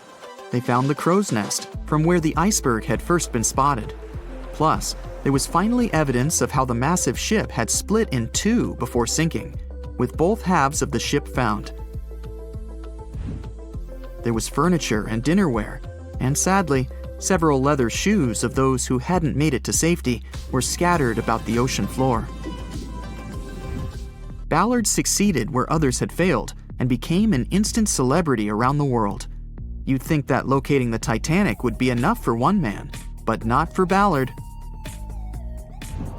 In 2019, he took on the challenge of solving another mystery, the disappearance of Amelia Earhart. Earhart had attempted to be the first woman to fly around the world. Unfortunately, she disappeared somewhere over the Pacific Ocean in 1937. She and her plane were never found.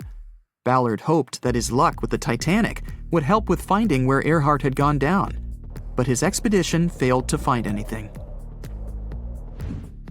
And though Robert Ballard has found more shipwrecks than anybody else, it's only the tip of the iceberg.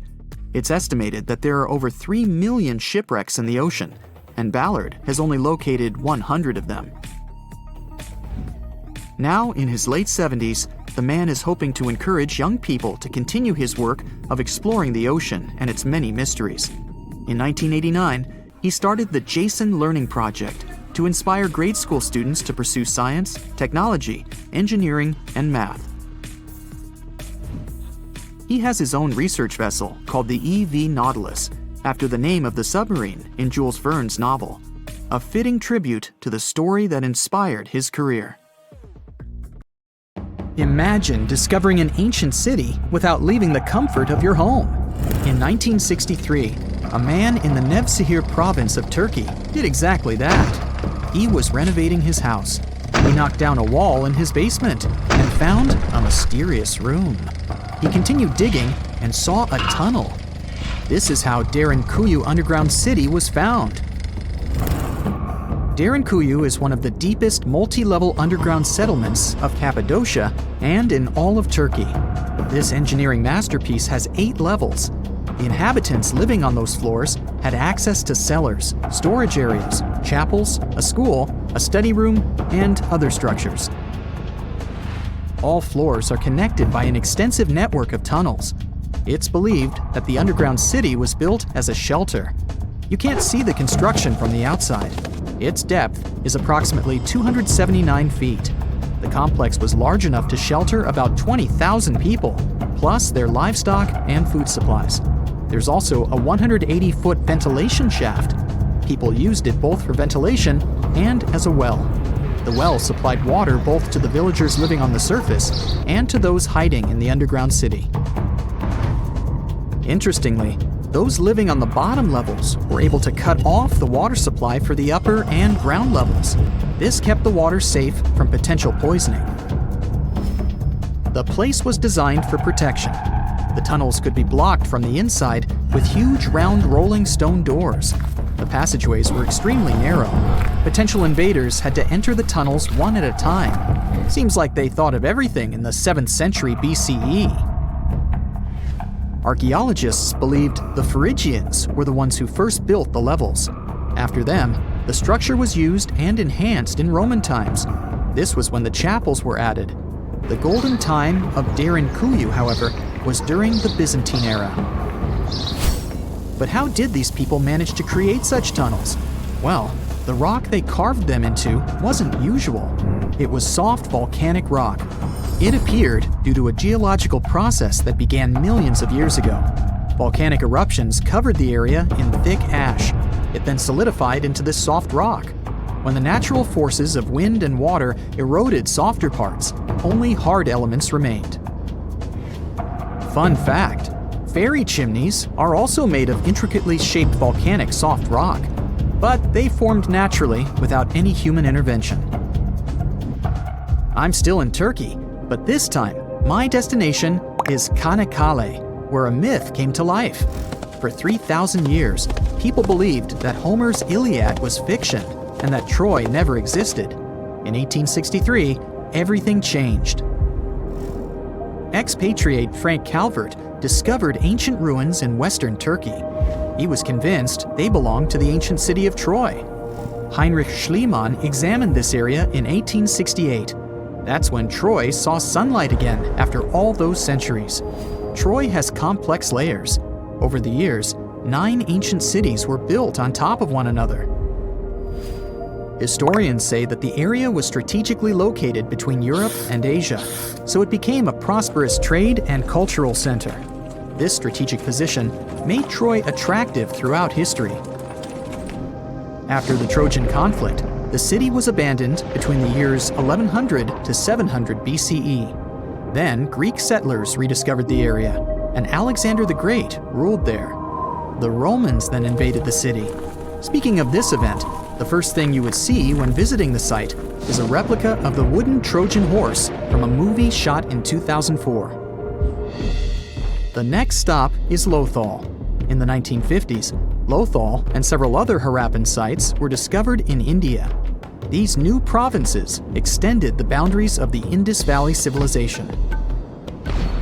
Lothal was an important part of the Harappan civilization. It had vast cotton and rice fields. Plus, it had a bead-making factory. Beads were made from semi-precious stones, like agate. Many of these beads were later found in Mesopotamia, which serves as evidence that Lothal was a thriving trading port. Archaeologists believe that the city was part of an ancient trade route. Traces of agriculture? Check. Traces of trade? Check. What else? The remains of residential buildings, streets, bathing pavements, and drains. Some real city planning, and impressive examples of early urbanization. The town was well constructed. There were modern houses. Some of them had 6 rooms, bathrooms, a large courtyard, and even a veranda.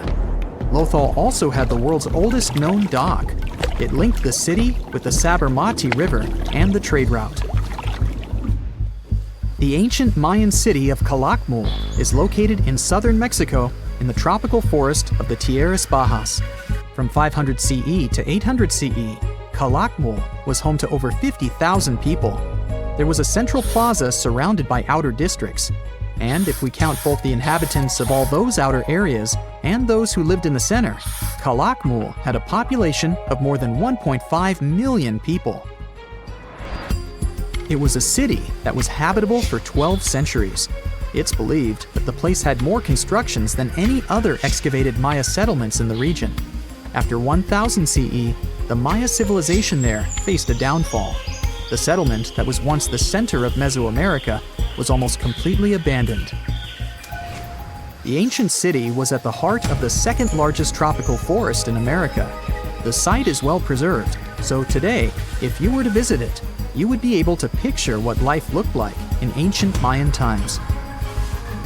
The city remains include architectural complexes and sculpted monuments, defensive systems, quarries, water management features, agricultural terraces, massive temple pyramids, and palaces, not to mention a variety of body ornaments and other accompanying objects. It proves that complex, state-organized societies lived in this tropical forest. The Mayans depicted nature in their paintings, pottery, sculptures, rituals, and even food. I'm moving on to a place people thought didn't really exist. The city of Thonis Heraklion appeared only in a few inscriptions and ancient texts. Turns out, it was waiting to be discovered for thousands of years. Scientists searched the majority of the coast of Egypt. But then, archaeologist Frank Gaudio and his team detected a colossal face looking at them from under the water. The ancient city of Heraklion was discovered completely submerged 4 miles off Alexandria's coast. In the ruins of the lost city, there were 64 ships, 700 anchors, and a treasure trove of gold coins. Archaeologists consider a 16-foot tall statue and the temple remains the most important findings discovered by the expedition. Back then, the city had ceremonies and celebrations that took place in the Temple of Amun. The ruins and artifacts were made from granite and diorite, so they were in good condition even after having been in contact with water for centuries. They give people a glimpse into what life was like 2,300 years ago in one of the most important trade ports of the world. The city had a network of canals. You can think of it as an ancient Egyptian Venice. The canals linked many separate harbors and anchorages. Towers, temples, houses, and other structures were also linked by bridges. Thonis Heraklion was the country's main port for international trade and the collection of taxes.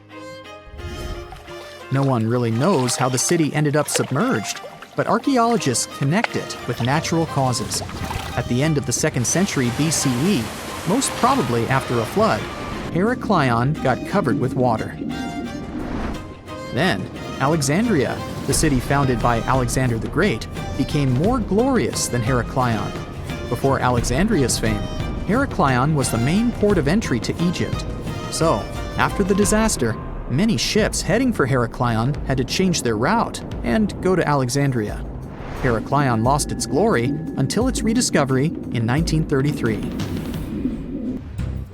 Mesa Verde is an American national park in Colorado.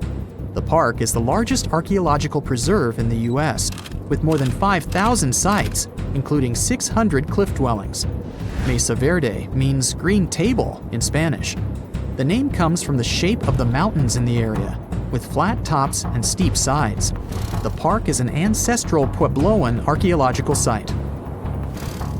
Starting from 7500 BCE, a group of nomadic Paleo-Indians seasonally lived in Mesa Verde. They were hunters, gatherers, and crop farmers. They built the first pueblos in the region. By the end of the 12th century, the Mesa Verdeans began constructing massive cliff dwellings, which are now the best-known structures in the park. Wow, talk about noisy! Toadfish have a unique ability. They can create a very strong sound. The human ear usually can't hear it, especially if only one fish is making the sound. But if many fish are making the sound at the same time, well, it's going to be hard to forget, and you may not be able to stop hearing it. Toadfish are a common part of the fauna off the coast of Sausalito in California. and every year thousands of them gather in the shoals to party and scream. Together, they create a collective sound that can be easily heard by those in the houses near the shore. The noise, which can be described as a low hum, can even penetrate into the city center. Some people get bothered by this constant humming. This is a unique natural phenomenon, but there's a catch. At some point, the fish swim away from the shore, but the sound remains. Also, scientists have proven that this fish-made noise can't spread through the city, and many residents of the coastal areas don't hear it. But still, some people continue to hear this strange hum. In a similar case, imagine that you've moved to a small village in Scotland. You rent a house, have dinner, and go to bed. As you're settling into sleep, a strange hum permeates your room. It sounds like someone started their truck somewhere in the distance. The sound is similar to the sound of a low, loud bass that comes from a speaker. The hum keeps you awake. You get migraines and even feel nauseous. In the morning, you find out that some other locals also hear this terrible buzzing. They tell you about a huge factory located nearby. Machines, engines, steam boilers, big air vents, and generators emit a loud, heavy hum that passes through the air. Sound waves spread throughout the village and annoy people with a sharp sense of hearing. You've been hearing this sound for several days and suffering from insomnia. Then, one day, the factory goes bankrupt. All the workers leave their positions and turn off all the engines and fans. Great, you'll finally sleep in peace. But you know what? The sound doesn't disappear. It follows you wherever you are. And it's not about the factory or the fish or the truck engine. Imagine that you're walking down the streets of a small English town. There are a lot of planes flying right above you. The hum they make follows you. Even in bed you can hear it. You wonder if there's an airport nearby. You ask the locals and find out there's not even a runway here. But where does the sound come from? You raise your head to look up and see a clear sky. There are no planes, but there's noise. And you're not the only one who hears it. Some locals are sure that the hum comes from high-speed traffic on the highway. Thousands of cars drive in two directions and leave massive sound waves behind. But at night, there are no cars there, and the sound remains. Maybe you're going mad. People's stories about the hum save you from this madness, and it's not just the residents of this town that know about it. About 4% of people on the planet hear the hum. Strangers tell each other about the hum that prevents them from sleeping and concentrating on something. The sound follows them everywhere and doesn't stop. Some people hear it in certain places, so they move to other cities. Maybe you're hearing it right now and not paying attention. But be careful. If you recognize it once, you won't be able to stop hearing it. There's a website and a forum on the internet dedicated to the hum. People from all over the world put geolocations in places where they heard this mysterious phenomenon. You can find thousands of these coordinates on the site and even add your own. People describe different levels of noise and share their sources. Some theories say that the hum is the sound of our planet coming from the core. Someone else is sure that it comes from the atmosphere. Scientists have even been consulted, but they also don't know the reason for this phenomenon. People use high-frequency microphones and amplifiers to record the hum. Almost everywhere, they detect a low-frequency vibration that is practically impossible for the human ear to catch. It mixes with the sound of cars, printers in the office, and subway trains. Sometimes people stop hearing it, but the hum increases when they lie in bed. Many records about the hum say that people hear it in industrial cities. Sometimes these sound seekers manage to find the source. They ended up being factories with running generators where the sound was getting into the ventilation system and where the fans spread it outside the building. When the generator stopped working, the sound disappeared. But these are rare cases. More often, no one can find the source of hum. One of the most famous places where you can catch it is in the city of Taos in New Mexico. About 2% of locals hear a strange buzzing every day. Some tourists experience it too. Scientists came to the city to study this mystery, but found no explanation. Some theories say the usual acoustics of this place cause the hum. Some folks think it's just a hallucination or the power of suggestion. Everyone talks so much about the hum that the brain creates an illusion of a sound that doesn't exist. Locals believe the nature of the buzzing is mystical and associated with bad spirits. Whatever it is, no one has found out the truth yet. The hum that people hear all over the world may be the result of seismic activity in the tectonic plates under the ocean waters. Huge chunks of the Earth's crust are slowly moving and colliding with each other. This creates a noise that reaches us in the form of a hum. But why do only a few people hear it? Perhaps about 4% of the world's population has a unique sense of hearing. In any case, scientists haven't been able to confirm the tectonic plate theory either. Some researchers point to submarines as the reason. They use low-frequency radio signals to communicate around the world. These signals spread over the surface and can affect the human body. When the ear catches these sound waves, it reacts and causes vibrations similar to humming. This happens because low-frequency sound energy collides with the soft tissues of the skull and stimulates the auditory nerve.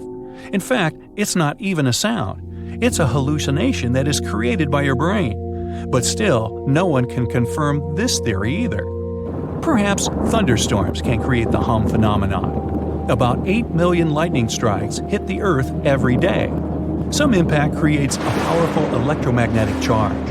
Lightning penetrates the air and makes it resonate between the Earth's surface and the ionosphere. Yeah, it sounds complicated, but the principle is simple. Imagine that you're blowing onto the neck of a bottle. Hear this low hum? Lightning works similarly with air. And that's just one hit. Imagine millions of these strikes.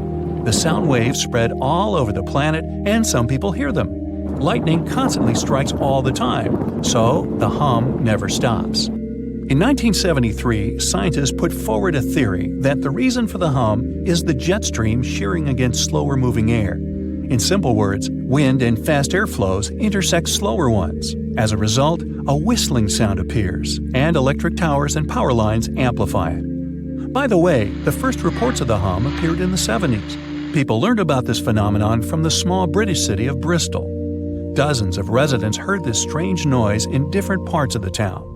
In the beginning, they ignored it. Then the sound became increasingly more irritable. It prevented people from working and living their everyday lives. They couldn't sleep and couldn't concentrate on anything. There was a warehouse with industrial fans in a neighboring town. The locals were sure that this was the reason for the hum. The warehouse stopped working a few years later, but the sound remained. You may even be able to hear it right now if you visit the city. There are many theories about the hum, but you can reduce almost half of them thanks to one factor. Tectonic plates, seismic activity, lightning strikes, the Earth's crust, and resonating air are logical explanations. But look at all the records about the noise. People hadn't mentioned this until the 70s. If this phenomenon had appeared earlier, many newspapers would have written about it. Apparently, the hum is not a mystery of nature. Perhaps this is a consequence of all of our technological achievements. Factories, power lines, airplanes, cars, ships, trains, microwaves, and generators create an imperceptible background noise that most people ignore. We're so used to all these noises that we have forgotten what silence is. Perhaps our brain made the hum inside our heads to respond to our noisy world. If you start to listen carefully right now, what kind of sounds will you hear? Where are they coming from? And is there the hum among them?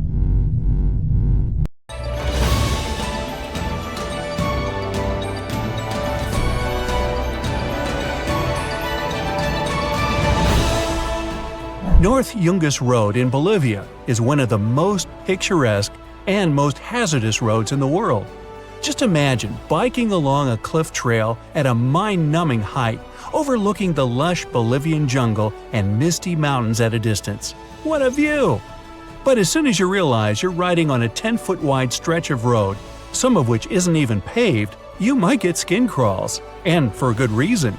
Over 200 folks tumble to their demise each year on this devious mountain climb. And the absence of any guardrail doesn't help at all. Now, if you're more into walking, consider the Husseini Bridge in Pakistan. It's officially the most dangerous hanging bridge in the world, but hardly the only one in the country. It's a long and nerve-wracking traverse over Lake Borit, with many planks of the bridge missing and the whole construction creaking ominously in the wind. Still, the place has become a major tourist attraction, although the old and broken bridge visible nearby only adds to the impression that you're inevitably going to fall to a screaming end. Well, at least you can be thankful that the lake beneath is not Lake Natron in Tanzania. If you fall into water, you still have a chance of survival. If you fall into the waters of Natron, not so much. The pH levels here are a skin-melting 10.5. What passes for water is more like an alkaline soup. No wonder this place is so peaceful. Pretty much nothing wants to live here. And yet, flocks of flamingos come to Lake Natron to breed every few seasons, and it becomes a white-pink paradise for the period. Positively. Which can't be said about the Danakil Depression in Ethiopia. Despite its beautiful, otherworldly landscape, it's perhaps the loneliest place on Earth. Yellow, orange, and green mounds are made of salt, sulfur, and iron, creating views like nowhere else on the planet. Yet the combination of temperature and toxic minerals makes this place absolutely unlivable. Researchers coming here haven't found even microscopic life in this valley. Really, like another planet. Beautiful and desolate. On the other hand, there's an island that's bubbling with life, yet still you don't want to be there.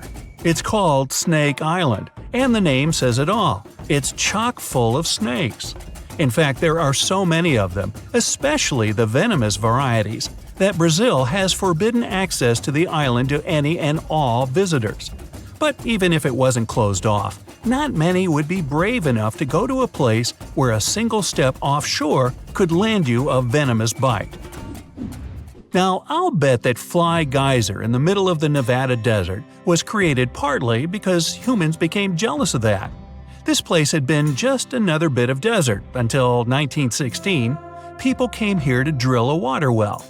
They quickly saw the error of their ways, though.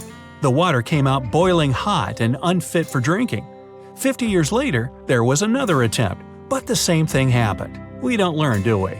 Anyway, hot water never stops spewing from under the ground, and today we have a massive geyser cluster colored in shades of red, orange, and yellow. Now, I say let's take a break from things that could bite, burn, or crush you, and take a walk in a serene forest. We're in Japan, and it's Sagano Bamboo Forest, a marvelous natural park where you can't help but hush your voice and just look. And listen too, because the sound of the wind in the bamboo trees is the first ever officially recognized soundscape. All the more surprising to find such a place just half an hour's ride from Kyoto, one of the busiest cities in the country. Take a deep breath of fresh air now. You're gonna need it. We're going underwater. Behold the Great Blue Hole, apparently named by Captain Obvious. It's one of the most beautiful places on the planet. Located off the coast of Belize, this giant sinkhole is a massive tourist attraction, especially popular among divers. It's actually a whole cave system, and they say it gets weirder and more picturesque the deeper you dive. Beware though, it's popular among sharks too, and both bull sharks and hammerheads have been spotted here more than once. Here, have a towel and prepare for some barbecue. The Darvasa gas crater is waiting. A huge hole again, this time in the ground and burning. Over 50 years ago, geologists found this spot in Turkmenia, Central Asia, and were quite a bit alarmed. There was an enormous deposit of methane, a highly flammable gas, underground. They set it on fire to prevent the gas from spreading, and since then, the holes kept burning. It's over 200 feet across and 100 feet deep, and no one knows when it'll finally run out of fuel. Mount Haleakala in Hawaii is one of the quietest places in the world. Shh! Rangers there often measure exactly 0 sound. Its name in Hawaiian means House of the Sun.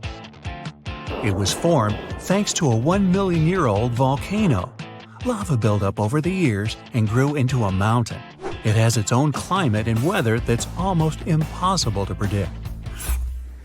Now, it takes almost a week by ship to travel from South Africa to the world's most isolated settlement, Edinburgh of the Seven Seas. Great name alert.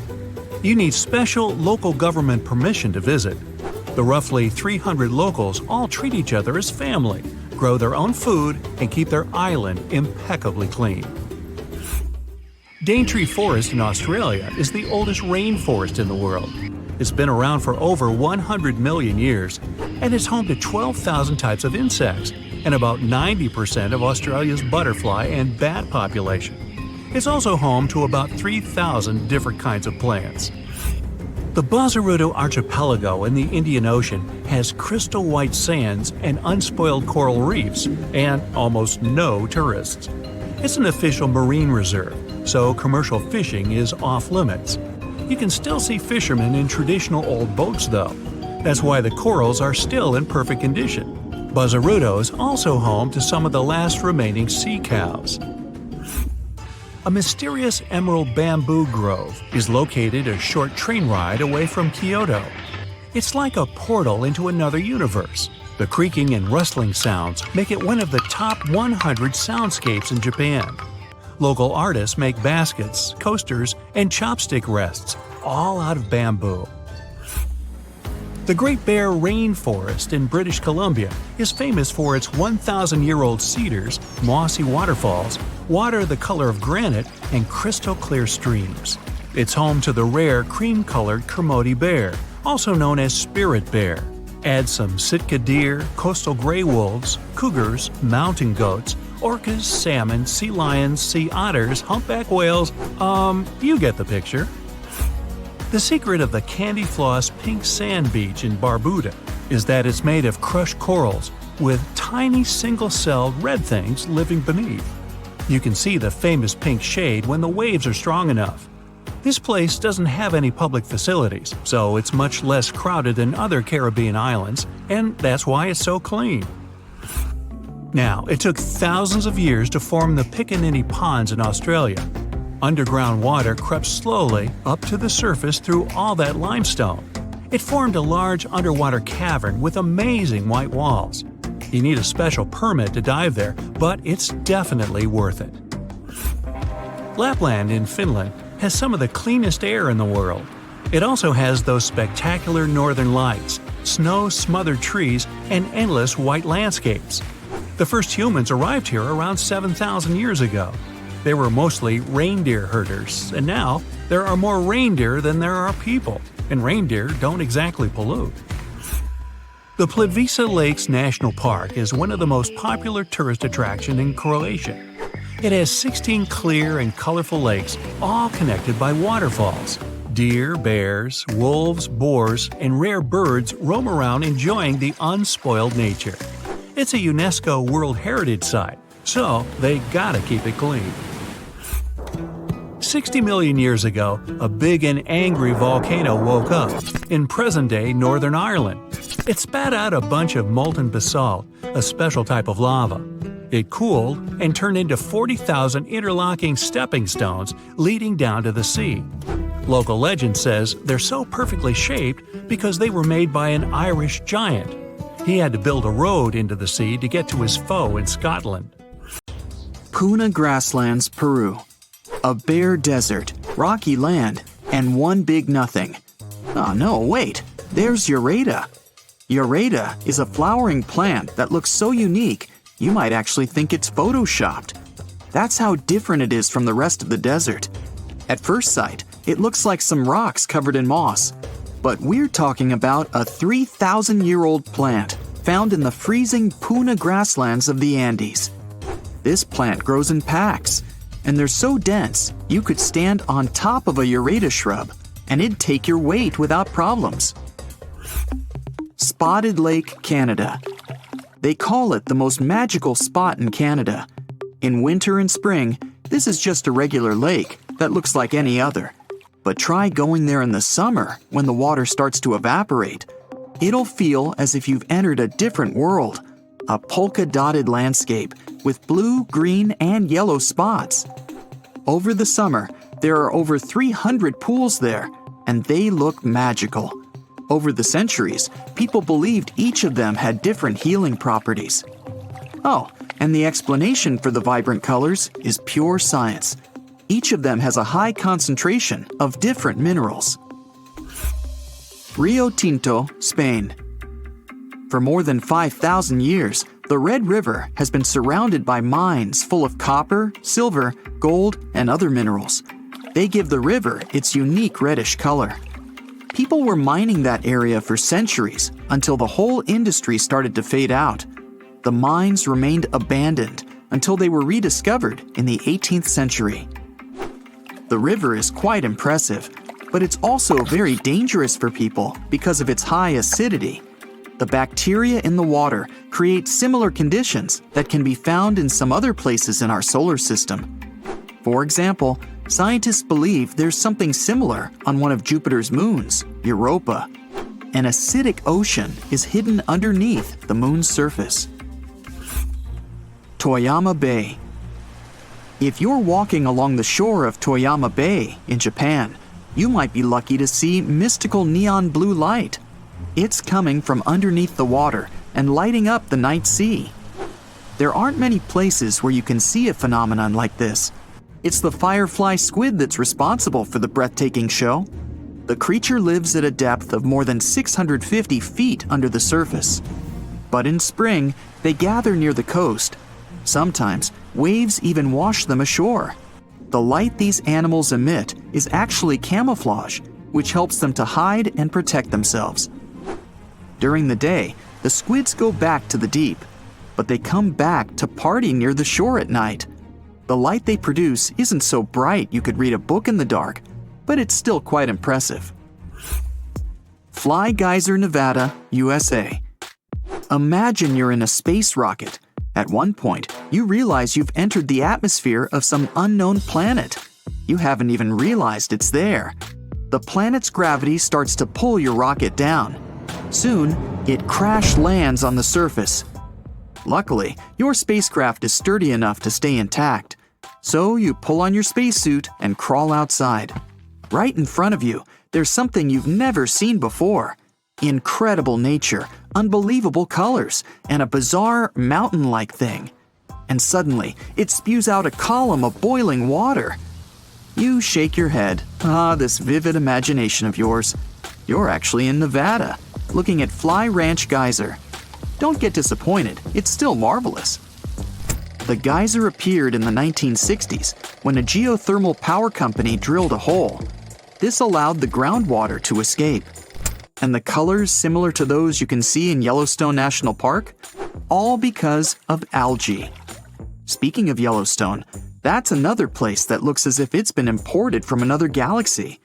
On an area bigger than the states of Delaware and Rhode Island combined, there are more than 10,000 hydrothermal features, 500 geysers, and incredible waterfalls. Tsingy de Bemaraha, Madagascar.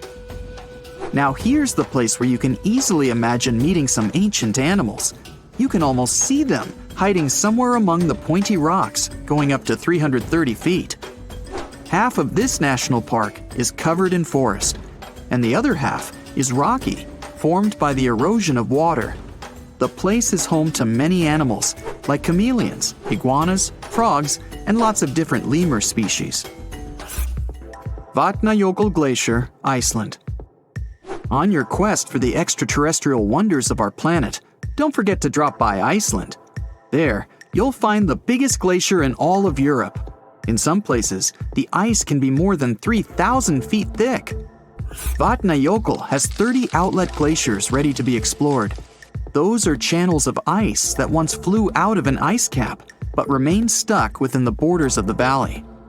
As for famous Icelandic ice caves, they're formed when meltwater runs through a glacier, trying to get to the surface. This usually happens in the summer, when temperatures are higher and the water flow is more turbulent. When the temperatures go down, the water freezes. That's how the caves are shaped. Staffa, Scotland, UK. Staffa is an uninhabited island that looks like a place from a different planet.